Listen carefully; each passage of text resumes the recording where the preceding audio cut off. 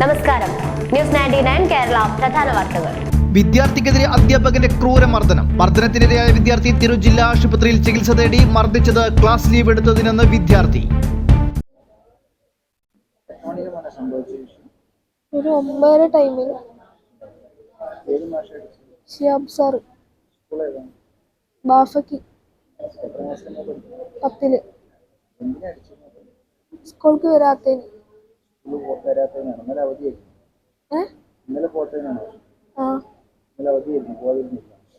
ഇല്ല, പോയിട്ട് സ്കൂൾക്ക്. സാർമാര് പിടിച്ചു സാറിനെ. സാർ എന്തെന്നാലും വരാനെന്ന് വെച്ചാൽ ഷോൾഡർ പിടിച്ചാണ്ട് ഡോറിന്റെ അടുത്ത് ലൈറ്റ് പിന്നെ വടിയെടുത്ത് അടിക്കുകയൊക്കെ ചെയ്തു.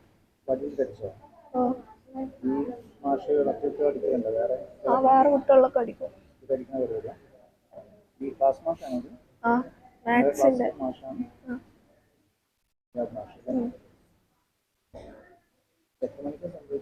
ഒരു 9:30 ടൈം. ഇരിക്കുമ്പോ നടക്കുമ്പോൾ ഒരു വാനമാരി.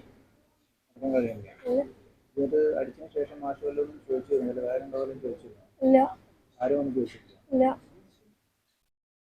കടങ്ങാത്തുകൊണ്ട് ബാഫയ്ക്കെത്തിങ്ങാനിലെ 10ാം ക്ലാസ് വിദ്യാർത്ഥിക്കാണ് ഷിഹാബ് എന്ന അധ്യാപകനിൽ നിന്ന് മർദ്ദനമേറ്റതായി പറയുന്നത്. കുട്ടിയുടെ മാതാവിന്റെ ചികിത്സയുമായി ബന്ധപ്പെട്ട് സ്കൂളിലെത്താൻ കഴിയാതിരുന്ന വിദ്യാർത്ഥിയോടാണ് അധ്യാപകൻ അതിക്രൂരമായി പെരുമാറിയിട്ടുള്ളത്. ശരിക്ക് കുട്ടി 2 ദിവസം സ്കൂളിൽ പോയിട്ടില്ല, അത് ശരിയാണ്. പക്ഷേ പോവാത്തതിന് വ്യക്തമായ കാരണങ്ങളുണ്ട്. ഒരു 8 മണിക്കോ 9 മണിക്കൊക്കെ വിജയവേദിന്റെ ക്ലാസ് ഉണ്ടെന്ന് പറഞ്ഞു. ആ സമയത്ത് പോവാൻ കുട്ടിക്ക് ബസ് കിട്ടണില്ല. പിന്നെ സ്കൂൾ ബസ് ഉണ്ട്. സ്കൂൾ ബസ് ഫീസും കാര്യങ്ങളൊക്കെ ഇവർ കൊടുക്കുന്നുണ്ട്, കുട്ടിക്ക് ഞങ്ങൾ കൊടുക്കുന്നുണ്ട്. പിന്നെ ഈ ബസ്സിന് ഫീസ് അടച്ചിട്ടും ബസ് കൃത്യ ടൈമിന് വരുന്നില്ല.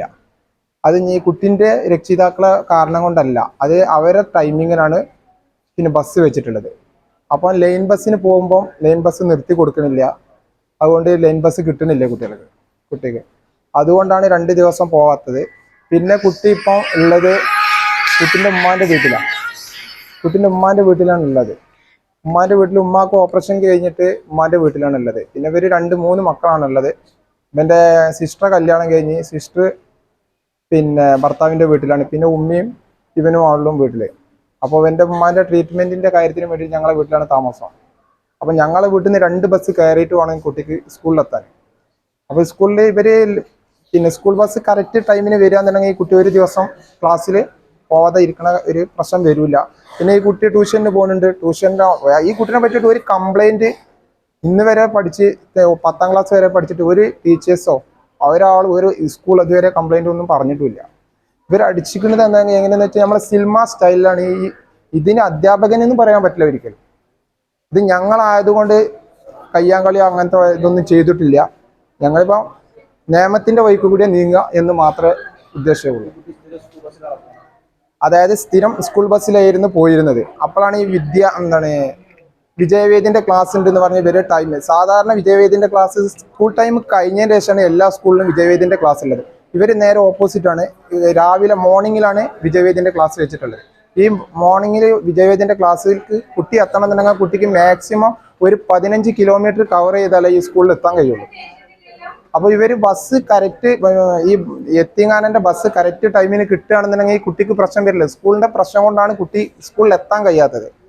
എന്നിട്ട് ഇവർ ഇങ്ങനെ ഒരു കുട്ടിനെ ചെയ്യാൻ പറഞ്ഞു കഴിഞ്ഞാൽ വളരെ ബുദ്ധിമുട്ടുണ്ടാക്കുന്ന ഒരു കാര്യമാണ്. ഈ കുട്ടിനെ ഇങ്ങനെ അടിച്ചിട്ട് ഈ കുട്ടിക്ക് ഒരു ഗ്ലാസ് വെള്ളം വാങ്ങിച്ചു കൊടുക്കുക, ഈ കുട്ടിക്ക് എന്തെങ്കിലും പ്രശ്നമുണ്ടോ എന്ന് പോലും ഇവർ അന്വേഷിച്ചിട്ടില്ല. സാധാരണ സ്കൂൾ ടൈം കഴിഞ്ഞിട്ട് ഈ കുട്ടി വീട്ടിൽ വന്നതിന് ശേഷം കുട്ടീൻ്റെ ഉമ്മാനായിട്ട് പിന്നെ നമ്മളെ പെരിന്തൽമണ്ണ ഹോസ്പിറ്റലിലേക്ക് ട്രീറ്റ്മെൻറ്റിന് വേണ്ടി പോയതായിരുന്നു. അവിടുന്ന് കഴിഞ്ഞ് വന്നപ്പോൾ ഈ കുട്ടി വീട്ടിൽ കെടുക്കാൻ തന്നെ ഈ കുട്ടിക്ക് കഴിയണില്ല.